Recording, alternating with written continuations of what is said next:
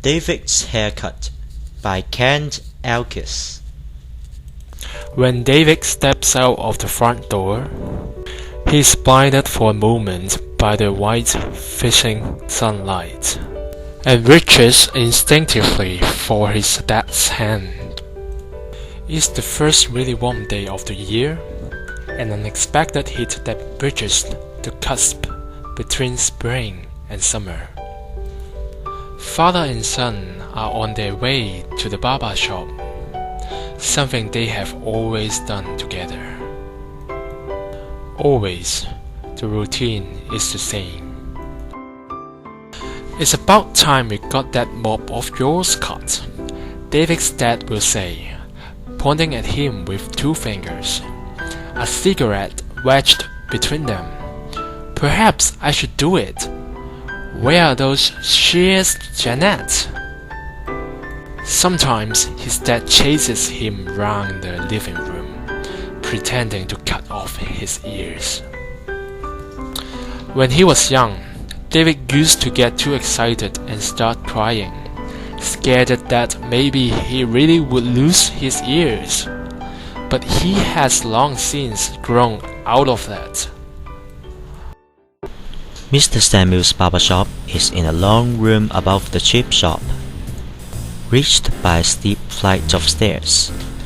There is a groove worn in each step by the men who climb and descend in a regular stream. David follows his father, annoyed that he cannot make each step creak like his old man can. David loves the barber shop. It's like nowhere else he goes. It smells of cigarettes and man and hair oil. Sometimes the smell of chips will climb up the stairs along with the customer, and when the door opens, the waiting men lift their noses together. Black and white photographs of men with various out-of-fashion hairstyles hang above a picture rail at the end of the room, where 2 barber's chairs are bolted to the floor. They are heavy, old-fashioned chairs with foot pumps that hiss and chatter as Mr. Samuel's, the rolls of his plump neck squashing slightly, adjust the height of the seat.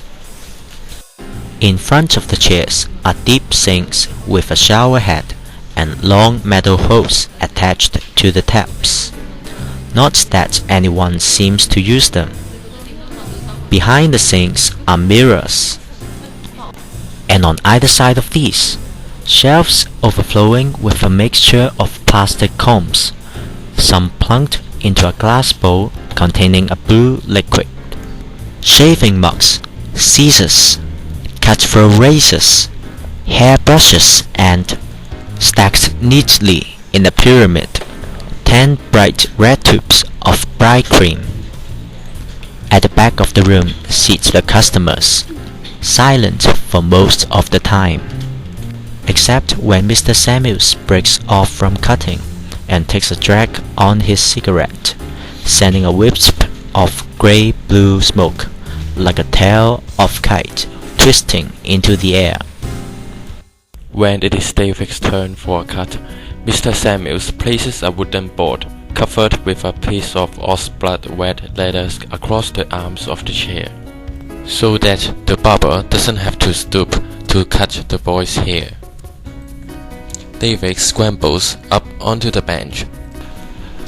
The weight you are sitting up, you won't need this soon. You'll be sat in the chair, the barber said. Wow, says David, squirming, want to look at his dad, forgetting that he can see him through the mirror. Dad, Mr. Samuels said I could be sitting in the chair soon, not just on the board. So I hear, his father replies, not looking up from the paper. I expect Mr. Samuels will start charging me more for your hair then. At least double the price, said Mr. Samuels, winking at David. Finally, David's dad looks up from his newspaper and glances into the mirror. Seeing his son looking back at him, he smiles. Wasn't so long ago when I had to lift you onto that board. because you couldn't climb up there yourself, he said. They don't stay young for long, do they, kids? Mr. Samuels declares. All the men in the shop nod in agreement. David nods too.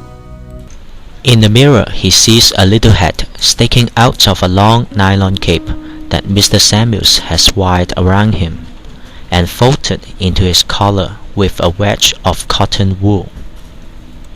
Occasionally, he still glances at the barber as he works. He smells a mixture of stale sweat and aftershave as the barber moves around him, combing and snipping, combing and snipping. David feels like he's in another world, noiseless except for the scuffing of the barber's shoes on the lino and the snap of his scissors. In the reflection from the window, he could see through the window. A few small clouds move slowly through the frame, moving to the sound of the scissors click. Sleepily, his eyes are dropping to the front of the cape, where his hair falls with the same softness as snow, and he imagines sitting in the chair just like the men and older boys, the special bench left leaning against the wall in the corner. He thinks about the picture book of Bible stories his aunt gave him for Christmas, the one of Samson having his hair cut by Delilah. David wonders if his strength will go like Samson's. When Mr. Samuels has finished, David hops down from the seat, wiping the itchy hair from his face. Looking down, he sees his own fake blonde hair scattered among the browns, greys, and blacks of the men who have sat in the chair before him. For a moment, he wants to reach down and gather up the broken blonde locks to separate them from the others, but he does not have time. The sun is still strong when they reach the pavement outside the shop, but it is less fiery now, already beginning to drop from its zenith. I tell you what, lad, let's get some fish and chips to take home. Save your mom from cooking tea, says David's dad, and turns up the street. The youngster is excited and grabs his dad's hand. The thick-skinned fingers close gently around his, and David is surprised to find, warming in his father's hand, a lock of his own hair.